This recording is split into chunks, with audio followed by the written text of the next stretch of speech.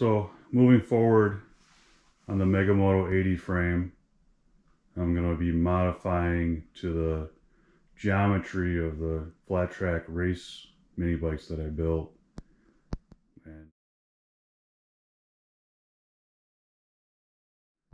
and running 12-inch wheels, and trying to do the whole build on a budget also. I'll be cutting a piece off of this for the neck tube. It's 1 5/8 outside diameter, 1 3/8 inside diameter. This will allow me to use the fairly common flange bearings that are 5/8 inside diameter. And then these are just some axle plates that I got off of eBay for building custom choppers, made out of 1/4-inch thick steel with a 15mm slotted hole for the rear axle. It's the piece of tubing for the neck, 1 5/8 outside diameter, 1 3/8 inside diameter, and I cut it down to 5 inches long and squared the edges. These are the rear axle plates. I just beveled the edges and then sanded off the mill scale. So I think first thing I'm gonna do with this frame is remove some of the stuff I know I'm not gonna use. Like I know this motor plate's gonna have to be moved, so I'm gonna cut these welds and then cut the 2 welds at the front of this bar and take this peg mount off too, because I like to have my pegs more mid-frame so when you stand up your feet are underneath you. Just a lot better balance that way. I'll take the kickstand mount off and these fender brackets. Probably end up taking more stuff off it down the road, but I'm going to start with this.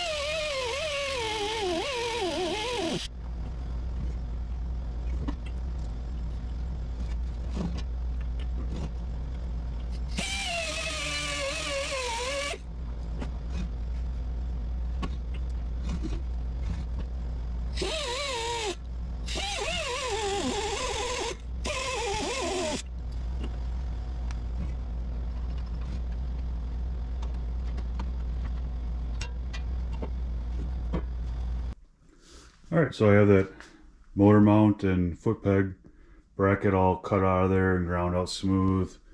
I took the couple fender brackets and chain guard brackets, whatever they were, off and ground that stuff out. With that stuff off, I think that this frame shouldn't be this tippy, but I think that kind of says something to the quality of the build of these frames.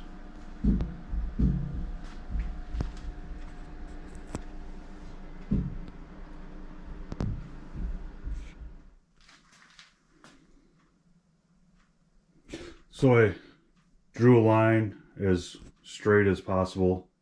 I went ahead and cut it off. So I think this is about how it's gonna sit.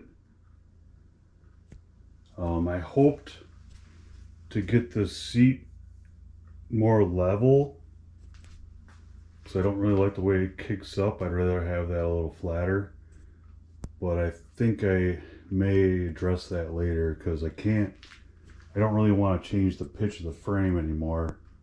because then the rear of this frame doesn't line up where the axle location where I need it to be. So that may be something I change later.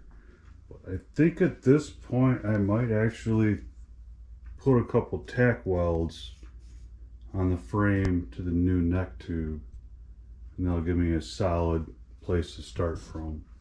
Like I said, this frame as it comes is not the squarest thing I've had to deal with, but I think as I'm creating all these new mounting places, those will be square to each other, but the frame tubes themselves may not look quite right. But kind of is what it is when it's dealing with a existing mass-produced frame like this.